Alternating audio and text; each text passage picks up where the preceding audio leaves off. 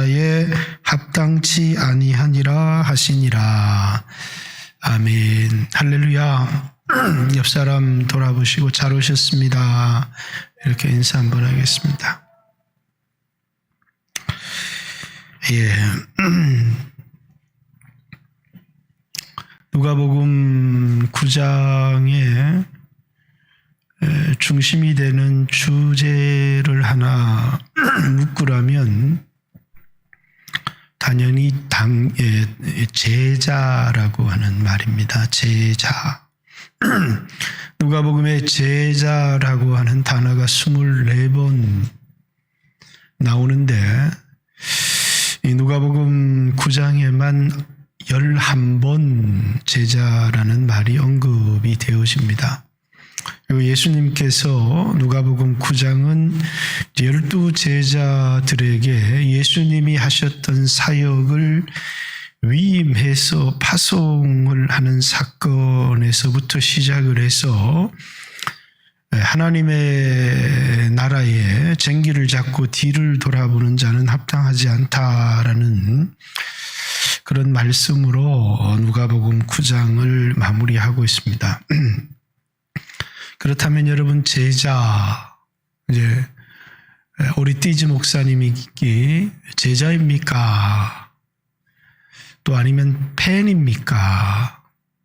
이런, 또 아니면 무리입니까? 라고 하는 제자입니까? 라는 책을 80년대 신앙생활을 한 분들은 거의 대부분이 읽어봤던 베스트셀러가 아닐까 생각합니다. 여러분 제자입니까? 제자라면 마땅히 우리에게 있어야 될 게 이제 십자가입니다. 예수님은 제자들을 말씀하실 때부터 자기를 부인하고 자기 십자가를 지고라고 말씀하셨고, 이제 제자들에게 계속해서 십자가를 얘기하는데, 오늘 본문에도 나오는 누가복음 9장에도 계속해서 나오는 이야기지만 그들은 십자가를 생각하는 게 아니라 예루살렘에서 올라가서 얻게 될 영광을 계속해서 생각합니다. 그래서 누가 더 크냐 이런 싸움부터 시작해서 또 이제 세상 사람들의 믿지 않는 사람들, 예수를 따르지 않는 사람들의 비난에 대해서도 불을 내려서 확 죽여버려야 되지 않겠습니까? 라고 하는, 전혀 예수님이 이 세상에 오신 목적, 그들을 구원하시기 위하여 오셨는데 전혀 예수님의 목적과는 다른, 자신들을 따르지 않는다고 죽여버려야 된다고 한다든가, 자기들끼리 서로 분쟁하고 다투고 이런 모습 속에서 예수님이 이 말을 너희 귀에 담아두라 라는, 예수님이 예루살렘에 올라가서 대제사장 서기관 장로들에게 죽임을 당하고 제3일에 살아나야 될 거다. 그런데 이 말에 귀를 기울이지 않습니다. 이 말을 하신 엿새 후에 변화산상에 올라가서 이제 제자들에게 이제 예수님, 모세, 엘리야가 예수님의 별세 예루살렘에 올라가서 죽으실 것을 말씀하시고, 그리고 이제 제자들 3명이죠. 베드로, 요한, 야고보에게 너희는 저의 말을 들어라. 그 말이 뭐냐면 예루살렘에 올라가서 죽임을 당하고 3일 만에 살아나야 될 것과 나를 따르려는 너희는 십자가를 져야 될 거다라는 이 말인데, 이 말에 대하여 그들은 관심이 없습니다. 그들의 그 마음의 관심은 예루살렘에서 얻게 될 영광인데, 그래서 예수님이 다시 한번 변화산상에서 이 말을 하신 후 엿새 만에 그들에게 보여준 환상이 예수님 별세에 대한 환상을 보여주시고, 하늘에서 소리가 들려서 증거하기를 너희는 이 말을 들으라 이렇게 이야기를 하시고, 그래도 이들이 이 말에 귀를 기울이지 않으니까 예수님께서 이 말을 너희 귀에 담아두어라 이렇게 얘기를 하는데도 그들은 도무지 그 예수님 말씀에 뭐라고 얘기를 했는지, 예수님 계획이 무엇인지, 예수님을 따르는 제자의 삶이 뭔지에 대한 관심보다는 예루살렘에 올라가서 그들이 얻게 될 영광에 대해서만 끊임없이 관심을 가지는 것이죠. 여러분, 제자는 십자가가 있으면 제자고 십자가가 없으면 제자가 아닙니다. 주님을 따라가려는데 나 교회 다니고 있습니다. 신앙생활하고 있습니다. 라는 것으로 제자됨의 증거가 있는 게 아니고 내가 십자가를 지고 있어야 되는데 여러분들이 어떤 십자가를 지고 있는가라는 거죠. 다시 말해서 오늘 교회가 세상으로부터 비난을 받고 있는 이 시대 가운데 여러분들이 져야 될 십자가는 뭘까? 아니, 내가 져야 될 십자가는 뭐냐라는 겁니다. 나는 오늘 이 시대에 어떤 십자가를 지고 살아가야 되느냐. 오늘 신문 기사에 NCCK, YWCA, YMCA 세 단체가 세상을 향해서 교회가 잘못했습니다 이렇게 사과를 했습니다.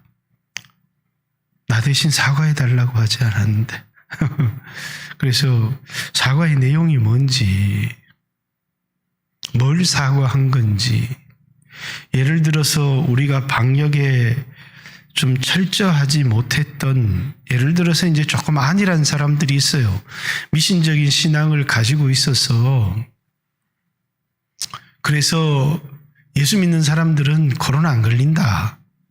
그래서 뭐 밥도 먹고 마스크도 안 끼고 이렇게 교회가 한 것에 대하여 미안합니다.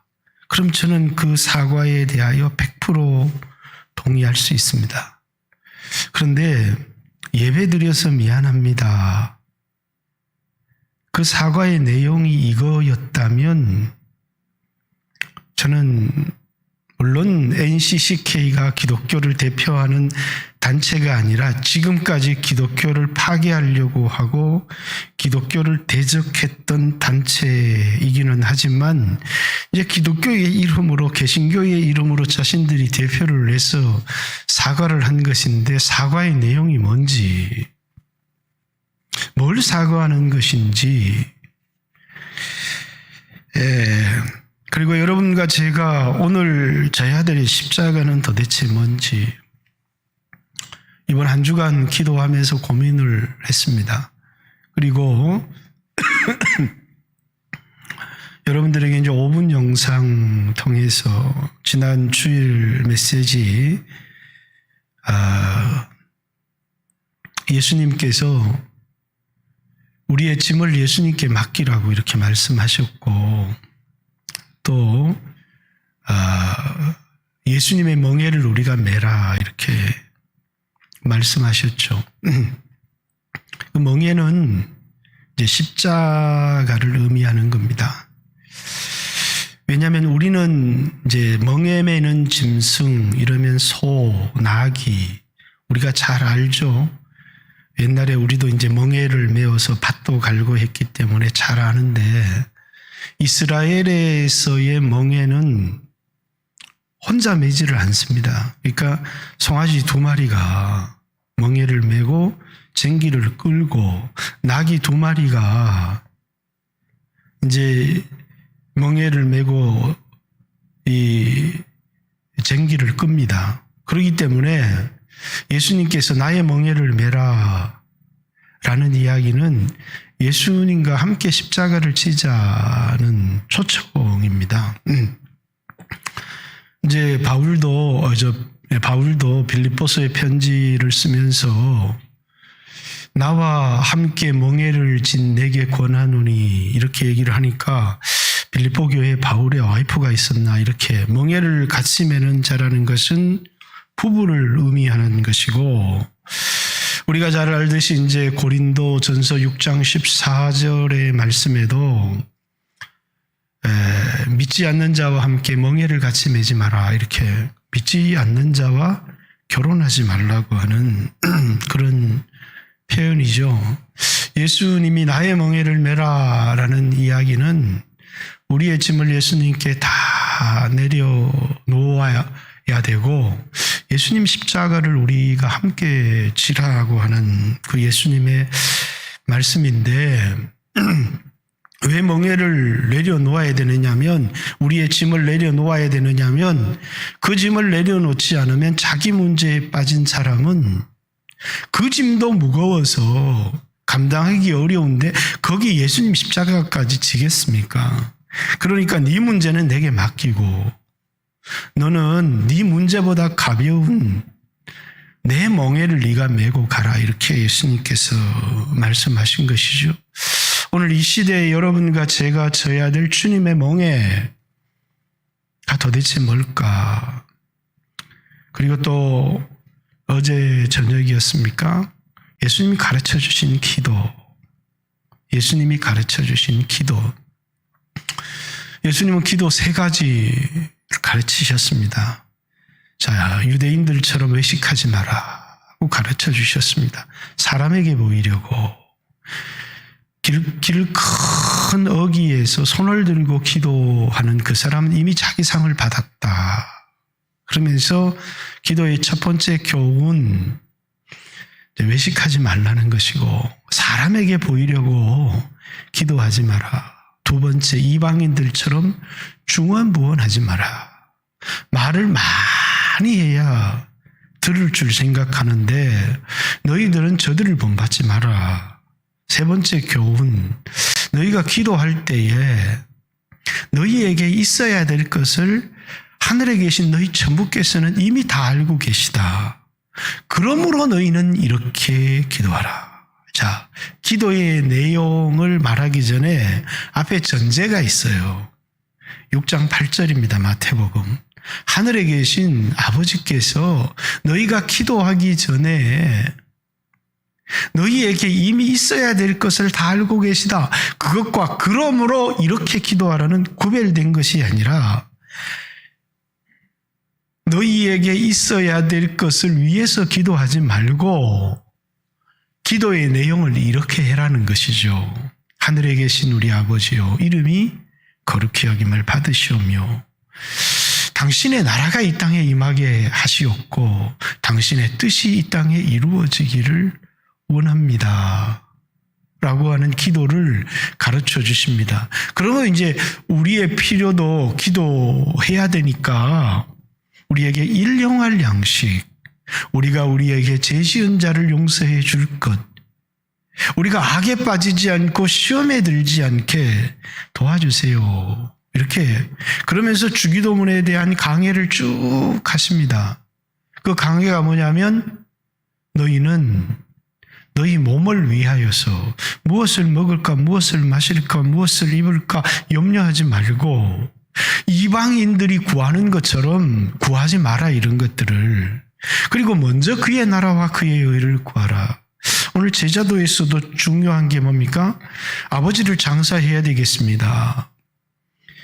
죽은 자들로 죽은 자들을 장사하게 하고 너희는 먼저 하나님 나라를 전파해라. 아니, 내가 가족과 작별해야 되겠습니다. 그랬더니 예수님 말씀이 하나님 나라 쟁기를 잡고 뒤를 돌아보는 게 합당하지 않다. 너는 먼저 나를 따르라. 이렇게 말씀하시는 것이죠. 먼저라고 하는. 그러니까 우리에게 참 중요한 것은 우리가 주님의 십자가를 지는 것이 중요하지, 만약에 우리에게 주님의 십자가가 없다면 이 이야기는 모든 사람들에게 한 얘기는 아닐 거예요. 제자들에게. 제자를 특정 지을 수 있는 구별할 수 있는 것이 있다면 그들은 주님을 따르기 위해서 지불해야 될 대가가 있었다는 것, 그 대가가 그들의 어깨 위에 있는 멍에였다는 것, 십자가였다는 것이죠. 여러분, 어떤 십자가를 지고 계십니까? 주일 선수도 십자가일 수 있고 10의 1조도 십자가일 수 있고 셀리더의 직분을 감당하는 것도 십자가일 수 있고 교사의 직분을 감당하는 것도 교회 장로 권사의 십자가를 지고 기도하는 것도 큰 십자가일 수 있다고 생각합니다. 참 귀하고 감사한 일이죠. 근데 저는 오늘 이 시대에 특별히 져야 될 십자가가 또한 있다는 생각을 했습니다. 사실 저는 잘 모릅니다. 지난주에 떠졌던 I am 이런 선교회를 잘 몰라요. 단지 이제 이상한 교단인가 봤더니 백석교단에 속한 그런 교회였습니다. 그리고 이제 이분은 그 억대의 유명한 강남 강사였죠. 조 마이클. 원래 이름은 뭔지는 제가 잘 모르겠는데 조 마이클 선교사로 되어 있습니다. 자신의 사제를 틀어서 다음 세대를 향한 주님의 부르심을 받아서 다음 세대를 위한 이런 대안학교 비슷한 학교를 세우기 시작했습니다. 많은 사람들이 잘못한 게 있을 수 있다고 생각합니다. 방역을 좀 철저하지 하지 못했거나 또는 이렇게 세상 사람들은 이런 시기에 이렇게 모여서 아이들 집단 숙식을 하고 했다는 것에 대하여 그러면 지금 숙식하는 학교들 숙식 안 합니까? 우리 교회도 보니까 예서 거창고등학교 가서 숙식하고 하는데 그게 문제가 됩니까? 내가 보니까 물론 잘못한 것이 있을 수 있지만 근본적으로 교회에 대한 비난들이 세상에 굉장히 쇄도하는 것 같습니다. 저는 한 주간 이제 세상에 비난하는 것은 견딜 수 있는데 교회가 비난을 하는 것이죠. 교회가 막 손가락질하고 비난하고 할 때 참 견디기 어려울 거다는 생각을 했습니다. 그래서 이제 한 주간 새벽마다도 생각날 때마다 그분을 위해서 이제 기도하고 함께 질 수 있는 십자가가 뭘까 이런 생각을 개인적으로 한번 한 주간 한번 해봤습니다. 예배에 대한 생각, 예배가 도대체 뭘까? 세상 사람들은 예배는 문화생활 정도일 겁니다. 레저거나 동아리 활동이거나 문화생활. 코로나 터졌으니까 좀 문화생활 좀 접어라. 그러니까 저 거제도 놀러 가든 거, 해맞이 가든 거 이런 거 좀 하지 마라 이런 건데 예수 믿는 사람들은 예배는 나 생계는 안 해도 좋은데 예배는 해야 되겠다. 그런 게 예수 믿는 사람들의 예배에 대한 생각입니다. 그래서 이제 한교총 대표는 작년에 예배는 그리스도인들에게 생명입니다. 이렇게 대통령한테 얘기를 한 바가 있죠. 예배는 생명입니다. 아니 6.25 전쟁 중에서도 예배했고 일제 순사들 앞에서도 일제 순사들은 신사참배 강요하면서 예배 들어오는 성도들 성경책 중에서 뭘 꼭 찢었냐면 출애굽기를 찢었어요. 왜 출애굽기는 절대 읽지 마라. 왜냐하면 그게 해방을 강조하는 거기 때문에 그래서 출애굽기를 찢어가고 이렇게 했습니다. 그런데 그 속에서도 사람들이 예배를 드렸습니다. 6.25 전쟁통에서도 포탄이 떨어지는 가운데서도 예배는 드렸습니다. 왜? 그리스도인들에게 있어서는 예배는 생명 같았기 때문이죠. 저희 교회도 20명 예배 드리는데 이게 이제 영상으로 예배를 드릴 수 없는 양반들이 이렇게 교회 예배를 드리러 오는 겁니다. 제가 돌아가세요. 그 말을 전 해보지를 못했어요. 할 수도 없었고. 근데 이제 그래서 왜 돌려보냈냐고. 아니 초과해도 괜찮다. 책임지면 되는데 누가 예배 온 사람을 돌려보낼 수가 있느냐. 아무도 돌려보낼 권한이 하나님 외에는 없어요. 아니 목사가 뭐길래 예배당을 자기가 닫고, 그래서 우리가 20명 영상으로 예배 드립시다. 한국 교회가 대부분 교회가 그렇게 결정했으니까 우리도 따릅시다. 그럴 수 있지만 아니 20명 넘었다고 누구를 돌려보낼 수 있겠어요. 그래서 저는 괜찮습니다. 예배를 드리세요. 이렇게. 왜? 목사의 양심으로는 예배를 온 사람을 돌려보낼 수 있는 그 용기와 배짱, 그런 배짱이, 아니 무슨 자격으로 그런 배짱을 목사가 부릴 수 있겠어요? 사실은 그럴 수가 없는 거거든요. 어떤 사람들에겐 신앙은 레저예요.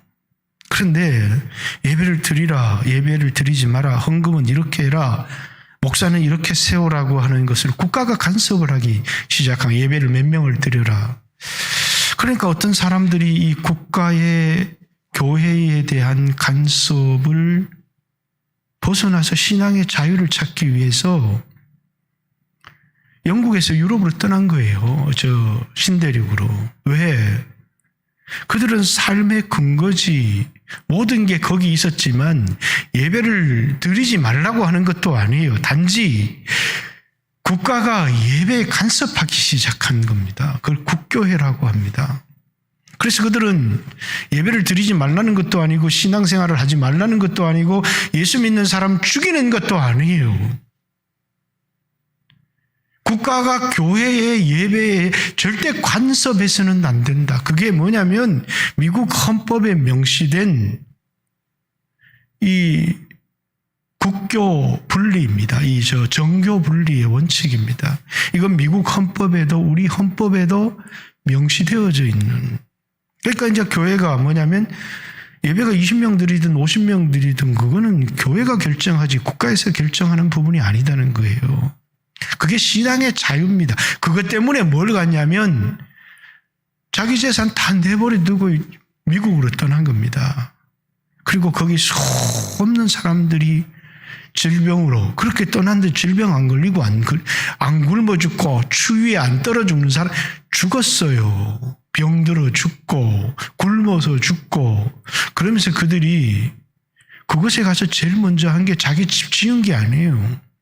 예배당을 제일 먼저 세웠어요. 그들은 예배의 자유를 찾아서 왔기 때문이죠. 그게 우리가 잘 아는 땡스기빙 데이 아닙니까? 그게 추수감사절이에요. 신앙의 자유가 이토록 중요하다는 거예요. 왜? 우리에게는 신앙이 이토록 중요한데 저들은 장사하고 밥 먹고 살아가는 게 중요하죠. 그러니까 계란 들고, 제가 뉴스를 다시 봤더니 대전 IM이 아니고 광주 IM이더만요. 간판에 주 예수를 믿어라. 그리하면 너와 내 집이 구원을 얻으리라. 거기에다가 막 계란을 막 투착을 한 거예요.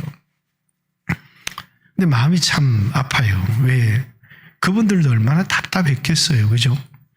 왜냐하면 교회 때문에 자신들의 자영업이 망한다고 생각하니까 당연히 그들의 마음도 힘들겠죠.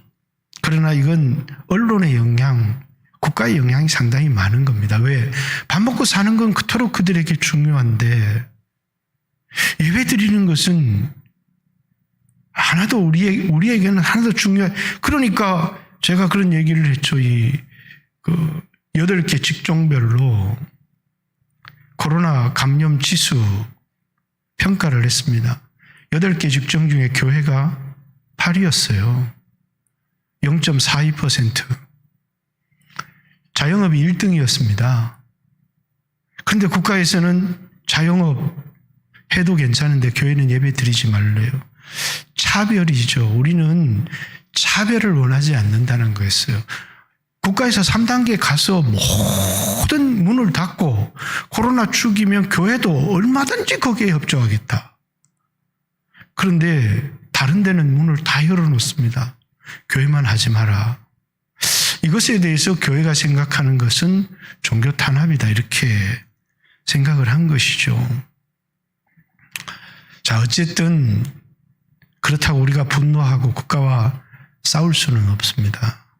근데 우리가 최소한 뭐냐면 나중에 나쁜 사람으로 드러날지 어떨지는 잘 모르겠어요. 어떤 사람은 돈으로 했다, 목사 자격이 가짜다. 그러나 그는 이미 돈이 많은 사람이었고 이미 억대의 연봉, 수억의 연봉을 받는 사람이었고 또 목사의 자격도 가짜가 아니고 백석에서 발급한 거였다는 것까지는 드러났습니다. 어떤 사람들이 돈을 위해서 이 일을 했다. 좀 더 지나봐야 알 일이지만 개인적으로 기도가 됩니다. 그분들을 위해서 또 그 아이들이 위축되지 않기 위해서 또 그곳에 아이를 보냈던 부모들이 원망하지 않고 지지하고 따라줄 수 있도록 위해서 그를 구속시켜라 라는 얘기와 더불어 인터넷에는 교회 재산을 팔아서 자영업자들 보상해라 라고 하는 내용들이 인터넷에서 막 떠돌기 시작했습니다. 뭔가 한마디를 하고 싶은 마음이 좀 있더라고요. 그런데 그냥 기도했습니다. 자영업자들 또 힘드니까 이분들 또 그러는구나. 그러지만 저는 그분들을 이해하지 못하거나 하는 것은 아니지만 이 배후에 어마어마한 사단의 계략들이 있다. 그리고 우리는 이런 분들을 위해서 함께 십자가를 지고 위하여서 기도해야 한다라는. 근데 우리 교회는 괜찮잖아요. 이러면서 나는 괜찮잖아요. 그러면서 아무도 함께 짐을 지려고 하지 않는다면 제가 교회 안에 수없는 분쟁들을 이렇게 보면서 그런 생각을 한번 한 적이 있습니다. 공격하는 사람과 공격을 받는 사람. 언제나 교회 안에 분쟁이 있으면 공격하는 사람과 공격을 받는 사람이 있습니다.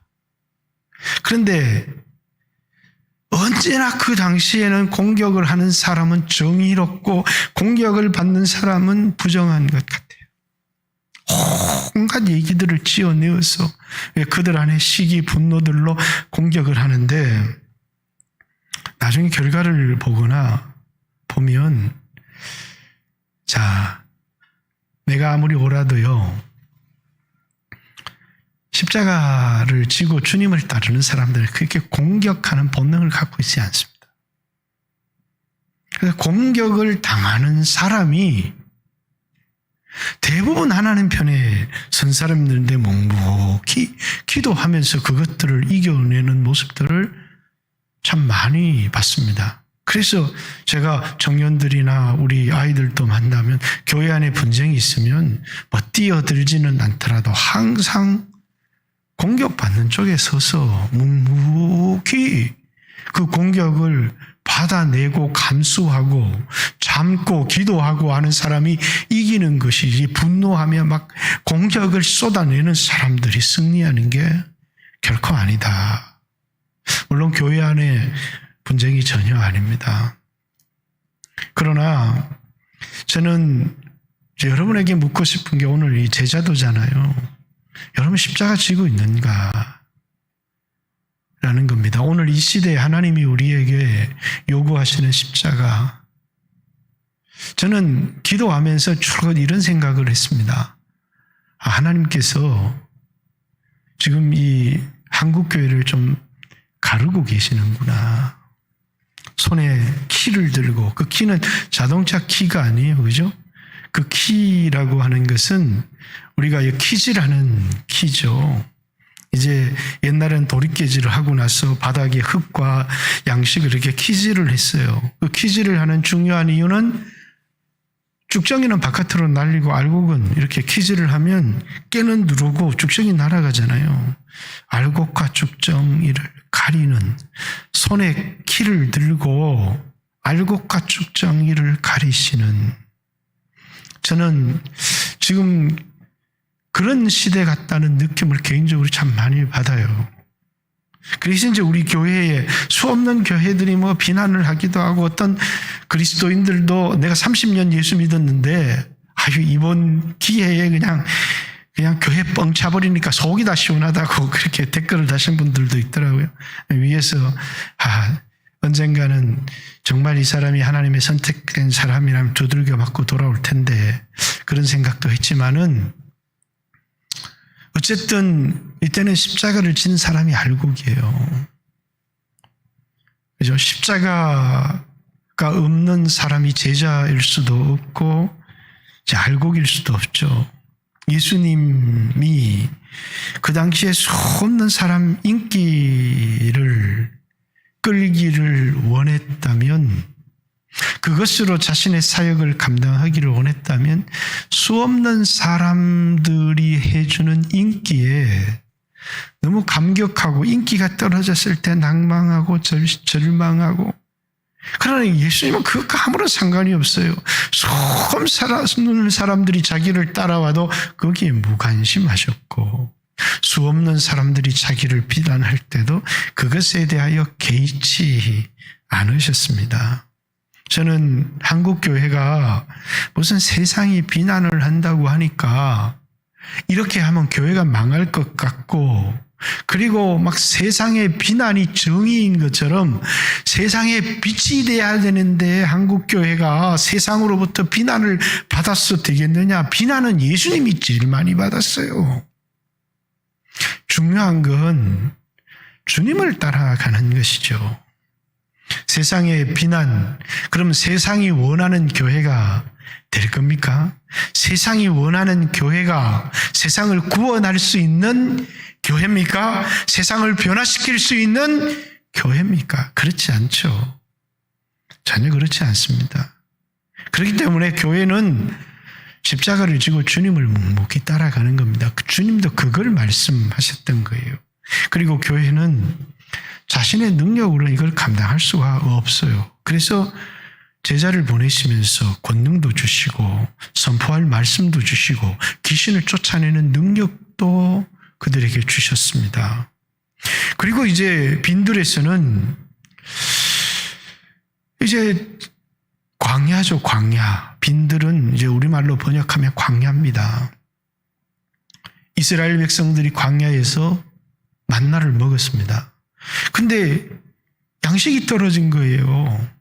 이스라엘 백성들이 광야에서 애굽에서 가지고 나온 양식이 한 달 만에 똑 떨어진 겁니다.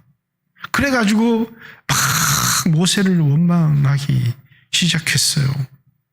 근데 이제 이 빈들에서 남자가 5,000명 정도였으니까 정도가 되는 그런 사람들이 양식이 똑 떨어진 거예요. 10절에서 저들을 각 마을로 돌려보내서 양식을 사 먹게 합시다. 그랬더니 예수님이 너희가 먹을 것을 주라는 거예요. 제자들이 이 세상 그들에게 줘야 될 것이 하늘의 양식이죠. 너희가 광야에서 만나를 먹었는데 그것은 참 양식이 아니라 하늘에서 내린 참떡, 예수님의 살과 피잖아요. 요한복음에 6장에 보면 너희가 먹을 것을 주어라 이렇게. 제자들이 그걸 먹을 것을 어떻게 줍니까? 제자들에게 50씩 사람들을 앉히게 합니다. 예수님이 보리떡 2개, 5개, 물고기 2마리로 하늘을 우러러 축사하시고 그걸 떼어주십니다. 제자들의 역할은 주님으로부터 양식을 받아서 나누어 주는 것입니다.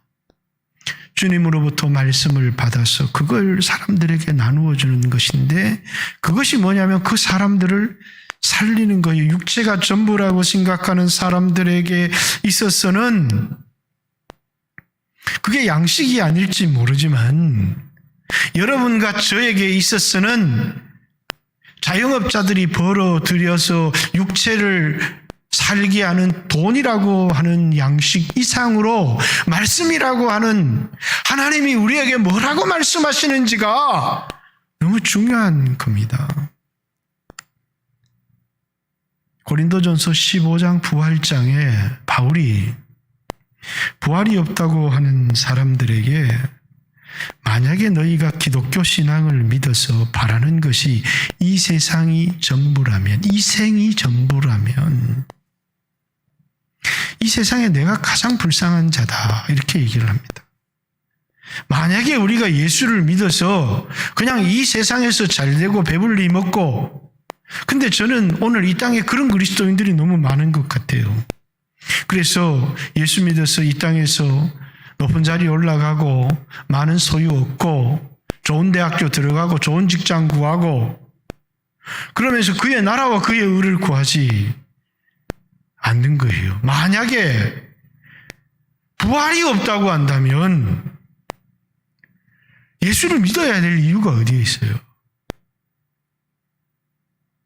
아니, 예수 믿어서 이 땅의 것을 구한다고 하면 하나님의 약속 우리와 무슨 상관이 있어요? 아니, 예수를 믿어서 영생을 얻었다고 해도 만약에 하늘에 가서 영광이 다 똑같다고 한다면 우리가 십자가를 져야 될 이유가 어디에 있어요? 아니, 교회 안에 왜 장로를 세우고 목사를 세우고 권사를 세우고, 야, 너희들 이 땅에서 수고 많이 했으니까 계급 높아지고 사람들 앞에, 이건 계급이 아니잖아요. 직분은 십자가거든요. 직분은 십자가입니다. 그래서 어떤 교회는 계급하는 것처럼 이 직분을 돈 받고 주는 교회가 있습니다. 장로 1억, 권사 5천만 원. 그럼 가난한 사람은 십자가도 못 지겠네요. 그래서 저는 우리 교회에서 그런 일을 절대로 반대합니다. 그렇게 하지도 않았고요. 왜? 이 직분은 계급이 아니고 십자가거든요. 그래서 자발적으로 주님을 위해서 이렇게 헌신하고 싶습니다. 얼마든지 할 수 있어요. 그러나 이게 권사들이 모여서 우리 이번 권사회 할 때 다 5천만 원씩 하고 교회에서 그런 걸 내보낸다면 그거는 절대로 계급이 되고 마는 겁니다. 그건 계급이 아니잖아요. 장로든 목사든 권사든 집사든 교사든 그 모든 것은 우리가 져야 될 십자가의 무게를 말하는 것이거든요. 십자가예요. 책임이라 그 말입니다. 내가 이 교회를 세워야 될 책임이 있고, 또 영광교회 목사지만 한국에서 목회를 하고 있는 목사로서 한국 교회에 대한 책임을 가지고 기도해야 될 그 책임이 나에게 있다는 것이죠. 그걸 십자가, 이렇게 얘기를 하는 겁니다. 만약에 십자가가 없으면 영광도 없는 겁니다. 하늘의 영광이, 해의 영광이 다르고 별의 영광이 다르고 달의 영광이 다르고 별과 별의 영광이 다르다, 이렇게 얘기를 한 것은 우리가 이 세상에 예수만 믿으면 천국에 무슨 계급이 있습니까? 천국의 계급이라는 표현은 쓰지 않았지만 영광이 다 다르다는 거예요. 이 땅에서 십자가를 지고, 그래서 십자가 무한 영광일세. 이 땅에서는 멸시와 모욕과 천대의 십자가예요. 그러나 요단강을 건넌 후에는 무한 영광일세. 그래서 예수 믿는 사람들은 이 땅에서 십자가를 영광으로 알고 지고 가는 겁니다. 근데 이 세상이 전부인 것처럼 살아요. 여러분, 예배도, 여러분, 은혜 받지 않는 사람이 십자가 지는 걸 본 적이 있습니까? 그래서 오늘 이제 예수님이 제자를 부르시는 장면도 그런 거예요. 오늘 본문으로 돌아가서 19번에 이제 요약해서 보겠습니다. 57절, 길 가실 때 혹이 여짜오되 어디로 가시든지 저는 쫓으리이다. 자기가 쫓겠다는 거예요. 왜? 예수님 쫓아가면 영광을 얻을 것 같거든요. 예수께서 가라사대 너는 나에 대한 기대가, 이 땅에서 얻을 기대가 잘못했다는 거예요. 여기도 굴이 있고 공중에 새도 집이 있으되 인자는 머리 들 것이 없다. 이 세상에 날 따라와서 나한테 벼슬 한 자리 얻으려고 생각했지만 그거 줄 것 없다. 네한테 줄 것은 모욕과 십자가밖에 없어. 그러니까 네가 내에 대해서 기대하는 게 좀 다르다. 그러니까 주님 어디를 가든지 주님을 따르겠습니다. 그러니까 너는 나를 따르겠다고 하면서 네가 기대하는 것이 좀 잘못되었기 때문에 그냥 따라오지 마라. 그 말입니다. 두 번째 사람에게 이번에는 예수님이 요청을 하시는 겁니다. 그러니까 여러분, 제자는요, 내가 따르겠습니다. 그 제자 아닙니다. 주님이 오라고 해야 제자입니다. 또 다른 사람에게 나를 쫓으라 하시니 그가 가로되 나로 먼저 가서 내 부친을 장사하게 허락하소서. 자기에게 먼저 부친을 이게 여러분, 장례라고 하는 것은 오늘 이 코로나 시대에 장례를 대충 치르는 문화가, 그래서 노인들이 아주 비참하게 가족들과 그것도 못하고 떠나는 것 같아요. 그러나 이 당시에도 장례는 거창했고 우리 문화 속에서도 그렇습니다. 어떻게 자식이 부모 장례를 안 할 수가 있습니까? 그건 불효자식입니다. 저희 그 이남 2년대 아버지의 마지막 임종을 본 아들이 저밖에 없어요. 우리 넷이 모이면 아버지 임종을 본 사람 나밖에 없다고. 옛날에는 아버지 임종을 본 놈이 장남이에요. 부모의 임종을 보지 못하는 그런 불효자입니다. 여러분 그렇지 않습니까? 저는 지금도 그래요. 이번 명절에 어머니를 가서 뵈야 되는데 계속 마음이 무겁습니다. 어머니를 가서 뵈야 되는데 전화를 영상통화를 해서 코로나 때문에 치매 걸린 노인이 그거 이해 못합니다. 보면 아들 얼굴을 보면 슬프죠. 왜 안 오지? 왜 안 오지? 날 버렸나? 그러니까 영상으로 전화통화를 못해요.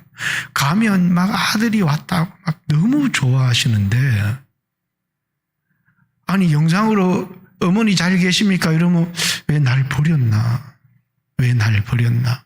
옛날에는 가면 기름값 들여서 이 먼 데를 뭐 타러 오냐고. 근데 얼마나 좋습니까? 자식이 기름값 들여서 먼 데를 찾아오는 그 자식의 마음이 부모에게 기쁨이 되는 거잖아요. 그런데 아니 아버지 장사 지내고 따라가겠습니다. 그랬더니 예수님이 뭐라고요? 그거보다 급한 일이 있다는 거예요.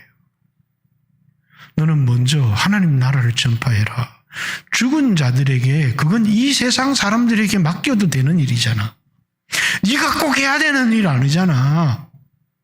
아니 아버지 장사 지내는 것보다 도대체 더 큰 일이 어디 있고, 아버지 장사 지내는 일 그거 내버려 두고 하면 세상 사람들이 나보고 뭐라 그러겠습니까? 근데 예수님 말씀은 단호합니다. 그건 죽은 사람들, 이 세상의 진정한 삶의 목적 가치를 알지 못하는 영이 죽은 사람들이죠. 예수 안 믿는 사람들을 말하는 거예요. 부르심을 따라 살아가는 사람들이 아니라 세상이 목적이 된 사람들, 그 사람들에게 맡겨라. 그리고 너는 하나님 나라를 전파해라. 이렇게 얘기를 합니다. 또 이제 61절에 또 다른 사람이 가로되 주여 내가 주를 쫓겠나이다마는, 이 말은 주님이 쫓으라고 부르신 거예요. 쫓겠습니다. 주님의 말씀에 순종은 하겠습니다. 그러나 즉각적인 순종 말고요. 조금만 시간을 딜레이 해주세요. 이렇게 얘기를 한 거예요. 내가 먼저 내 가족과 작별할 수 있도록. 주님이 지금 나를 쫓아오라 그러는데, 주님 제가 그렇게 하겠습니다. 그런데 저한테 조금만 말미를 주세요. 가족들 작별은 해야 될 거 아닙니까? 그랬더니 예수님께서 하시는 말씀이, 쟁기를 잡고 너무 급한데 뒤를 보고 형편 살피고 사정 살피고 그런 사람은 하나님 나라에 필요 없다. 하나님 나라에 합당하지 않다. 이렇게 즉각적 순종을 얘기하신 거예요. 아버지 장례보다 급한 일, 그리고 가족 작별해야 되겠다는데 즉각적 순종을 요구하시는 예수님, 얼마나 야박한 것 같아요. 근데 그게 십자가라고 주님이 말씀하시는 것이죠. 제자들은 바로 이런 십자가를 져야 될 사람들이라는 겁니다. 그게 예수님을 따르는, 예수님도 예루살렘에 올라가시는데 뭐 굳게 결심할 필요가 있습니까? 예루살렘에 올라와서 관광도 하고. 그런데 그것이 바로 죽임을 당할 곳입니다. 예루살렘에 올라가 대제사장, 서기관, 장로들에게 죽임을 당하고. 그러니까 거기 올라가는데 결심이 필요한 거예요. 그래서 굳게 결심한 것입니다. 그 말은 십자가를 지는 것은 쉬운 게 아니라 목숨을 건 결단이 필요하다는 거예요. 예수님도 아버지로부터 우리의 죄를 대신해서 멸시와 모욕과 천대와 비난, 아니 이 세상에 하나님의 아들이 오면 영광의 그리스도여야지 어떻게 멸시와 천대와 모욕의 그리스도가 될 수 있느냐는 거예요. 그게 제자들이 이해할 수 없었던 기독론이었어요. 영광의 그리스도를 기다렸지 십자가를 지는 그리스도를 기다리지 않았거든요. 근데 예수님께서는 사람의 기대와는 전혀 다르셨어요. 그리고 사람들이 뭐라고 돌을 던지든 우리를 구원하는 길이 우리를 위한 십자가를 지는 것이었어요. 그래서 예루살렘에 올라가기로 굳게 결심하신 것이고, 제자들에게도 예수님을 따르는 데는 굳은 결심이 필요하다는 얘기를 하고 계시는 거거든요. 오늘 여러분과 저는 그렇게 생각합니다. 하나님께서 알곡과 죽정이를 나누셔서 교인들이 줄어들 수도 있고 이러지만, 자, 편안하게, 우리는 아무 일도 없었는데 그 사람들은 죽어요. 그런데 십자가 지고 울고 하나님 나를 위해 기도하고 이런 교회는 삽니다. 그러니 내가 보니 우리 교회는 핍박이 없네. 이러다간 죽겠다. 그래서 뭐라고요? 다른 교회 십자가라도 지자. 그래서 세계로 교회를 위해서 기도합시다. 왜? 그게 우리가 사는 길이기 때문이에요. 여러분 10년 후에요, 평안한 교회는 다 죽습니다. 그들의 신앙은 다 뭘 위하는 건 줄 아세요? 이 세상에 자기 편안하게 살고 안일하게 살고 잘되게 살고 그들이 원하는 건 이 땅의 것밖에 없어요. 하늘의 영광을 믿는다면 여러분 십자가 지지 않겠습니까? 여러분 우리가 정말 교회가 이 세상에 잘 보여야 교회가 소망이 있지. 여러분 교회의 빛이, 교회의 소망이 세상이 아니고 세상의 소망이 교회예요. 세상이 원하는 대로 그들이 기대하는 대로 되는 것이, 그들이 기대하는 건 돈을 주는 교회죠. 그들에게 도움이 되는 교회. 그렇습니다. 교회 재산 다 팔아서 자영업자들 주면 그들이 살겠습니까?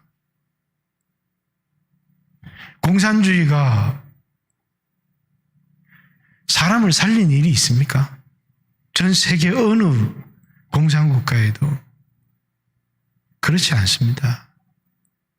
오늘 여러분과 제가, 우리는 어마어마하게 한 번도 침해당해 보지 못했던, 목사가 왜 자꾸 정치 얘기해?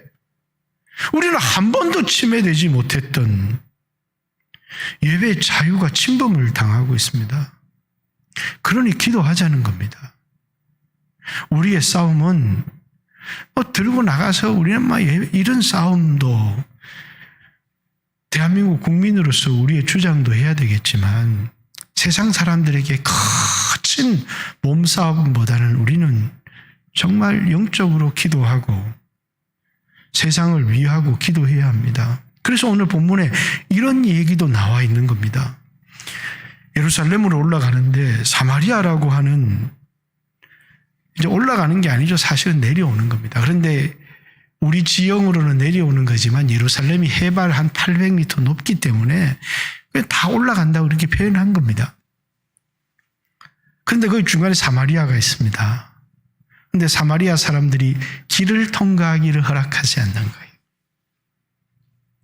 또 이제 어떤 사람들은 막 귀신을 쫓아내면서 예수의 이름으로 더러운 귀신아 나가라! 이렇게 하는데 얼마나 인기가 있고 놀라운 일을 행하고 있습니까?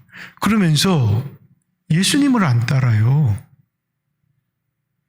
제자는 귀신을 쫓아내는 사람이 제자가 아니고 귀신을 못 쫓아내도 되는데 예수님을 끝까지 따라가야 제자인데 귀신을 쫓아내는데 예수님을 안 따르는 거예요. 그래서 제자 둘이 아니 예수의 이름 사용해서 귀신을 쫓아내는 건 우리한테 있는 특권인데 너희는 예수 이름 쓰지 마라. 이렇게 이제 그들에게 예수의 이름으로 귀신을 쫓아내게 하지 맙시다. 함부로 우리 선생님 이름을 쓰다니. 쓰지 못하게. 예수님께서 우리의 적은 우리를 따르지 않는 사람이 적이 아니고 우리를 반대만 하지 않으면 우리를 반대만 하지 않으면 그걸 금지할 필요가 없다는 거예요. 귀신 쫓아내는 게 사단하고 싸우는 건데 근데 중요한 건 주님을 따르는 것이겠죠. 본질은. 그런데 주님을 따르지 않으면서 귀신을 쫓아내는 사람들이 있었다는 거예요. 그래서 제자들이 뭡니까? 주님을 따르지 않는다는 이유 때문에 예수의 이름으로 귀신 쫓아내지 못하게 합시다. 그러니까 예수님이 관대합니다. 우리를 반대하지 않는 자는 우리를 위하는 자니까 두라는 겁니다. 사마리아를 통과하는데 예배 장소가 다르다고 사마리아에 예배하러 오면 얼마든지 받아주겠는데 사마리아를 통과해서 예루살렘에 예배를 드리러 가겠다니 이 길을 통과하지 말라는 거예요. 이것 때문에 생기는 불편이 먼 길을 돌아가야 되는 겁니다. 그러니까 불을 내려서 이 새끼들을 그냥 다 태워 죽여버립시다. 이렇게 분노가 생긴 거죠. 그죠? 교회 재산 다 팔았어. 자영업자 나눠줍시다. 제 마음이 편안했겠습니까? 댓글을 이렇게 썼어요. 너희가 예수를 믿을 수만 있다면. 그렇게 쓰려고 하다가 그냥 접었습니다. 교회는 돈을 나눠줘서 살릴 수 있다면, 영혼을 구원할 수 있다면 얼마나 좋겠어요. 교회는 복음을 전하는 기관이잖아요. 세상 사람들은 떡을 달라고 하는데 우리는 세상에 복음 말씀을 주는 거거든요. 만약에 정말 세상 사람들이 생각하는 것처럼 육체가 전부라고 한다면 괜찮겠지만 육체가 전부가 아니라는 거예요. 그렇기 때문에 오늘 여러분과 제가 부활을 믿는다면, 부활을 위해 영광을 믿는다면 우리는 이 세상을 살아가면서 왜 못하러 십자가 집니까? 영광도 없는데. 못하러 예수를 믿어요. 이 세상이 전부인데. 그런데 우리가 십자가를 져야 되는 이유, 우리가 제자의 삶을 살아가야 되는 이유, 세상으로 배척을 받고 욕을 먹음에도 불구하고 세상 사람들은 다 욕하는데 예수 믿는 사람도 너무 의로운 사람들이 많아요. 그래가지고 욕을 막 하는 겁니다. 저는 세상에 사과하라면 사과할 수 있습니다. 뭐는? 이 예수 믿는 사람들이, 예수 믿는 사람은 코로나 안 걸립니다. 그건 거짓말이에요. 그러니까 여러분, 우리 교회는 아유 하나님이 우리 코로나 걸리게 하시겠어? 그렇게 생각하면 안 돼요. 세상보다 더 철저하게 방역을 해야 됩니다. 다른 사람들 생각해야 되고. 요즘은 제가 우리 아이들 좀 풀어줘서 밖에 더 나가기도 하고 하지만 못 나가게 했죠. 거의 1년은 친구들도 못 만나게 하고 못 만나. 왜? 이것이 우리가 세상을 섬기는 거다. 세상 사람들 그렇게 합니까? 세상 사람들 그렇게 안 합니다. 오늘 교회처럼 세상을 섬깁니까? 만약에 여러분들이 그렇지 않다면 여러분 철저히 하십시오. 그러다가 우리한테 코로나 발생을 했습니다.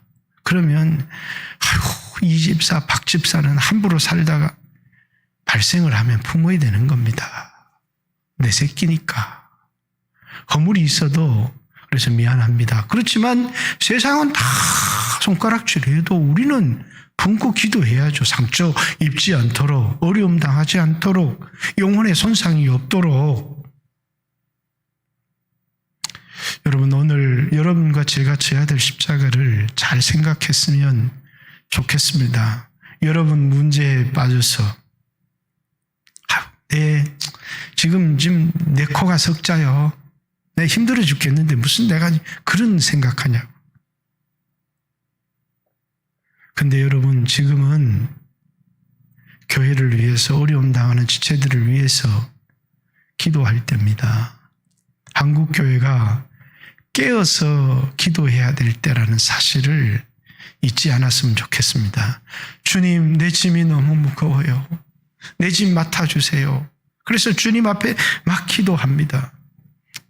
우리가 잠언 1장에 지혜가 광장에서 우리를 부르는데, 그런데 자신이 너무 무거워서 막 주님을 부르짖어 찾습니다. 근데 주님이 비웃어요. 지혜가 광장에서 비웃습니다. 왜? 내가 너를 그렇게 부를 때 네가 내 말에 대답했느냐는 거죠. 주님이 우리에게 말씀하실 때 그 말을 듣고 그 말에 순종할 때 안연히 살려니와. 그러나 내가 아무리 불러도 대답하지 않다가 내가 힘들고 어려운 일 만났을 때 주님 내 집 맡아주세요. 주님이 우리를 비웃으시지 않겠지만 잠언 말씀의 지혜가 너희를 비웃으리니 이렇게 얘기를 합니다. 아니 주님이 우리의 짐을 다 지고 십자가에 돌아가셨는데 우리 짐 맡기라고. 그런데 주님 짐 같이 나눠지자고. 우리는 그건 싫습니다. 십자가는 우리 짐은 주님께 다 내려놓는 겁니다.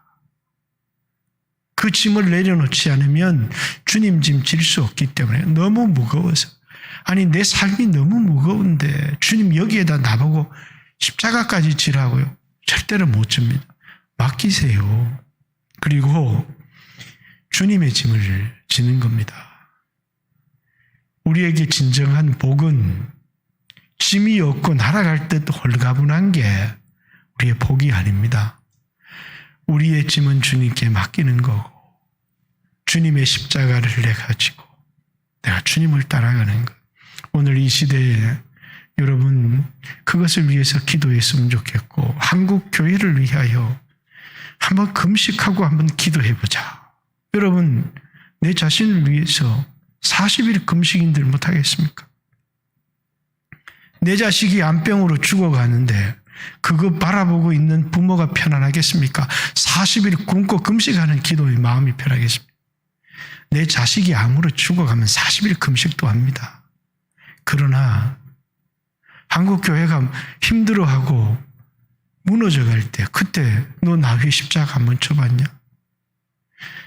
40일 기도 3번 했습니다. 40일 금식 기도 5번 했습니다. 아무 소용없어요. 주님의 나라 위해서 너 하루 금식해봤니? 이게 중요한 겁니다. 자기를 위해서 40일 금식을 100번 한들 무슨 소용이 있어요? 주님의 나라를 위하여 하루 하는 금식이 더 값지고 귀한 것입니다. 사랑하는 성도 여러분, 나는 문제 없다고요? 하나님 나라를 위해서 이제 한 주 조금 더 남았지만 여러분 참여하면서 한번 기도해 보세요. 어느 세례에서 누구 합니까? 어느 세례 누구 합니까? 하나 물어보지 않아요. 왜? 사람마다 사정이 다르니까. 못하는 분도 있죠. 그러면 기도라도 나와서 한국교회를 위해서 하시고 어려움 당하고 있는 세계로 교회를 위해서도 좀 하시고 전 저 교회 안 죽는다고 생각합니다. 죽겠습니까? 깨어있는 사람이 핍박을 당한다고 죽겠어요? 아무런 위험이 없는데 깊이 잠드는 교회가 죽겠습니까? 아무리 핍박이 와도 깨어있는 교회는 살아나지만 잠자는 교회는 죽고 마는 겁니다. 여러분, 이 시대 가운데 깨어있다는 것은 주님이 우리에게 맡긴 사명을 깨달아 기도하는 그런 성도들 되시기를 주님의 이름으로 축복합니다. 우리 같이 한번 주여 하신 후에 하나님 앞에 먼저 오늘 들었던 말씀을 깊이 생각하고 한 달간 내 기도 다 좀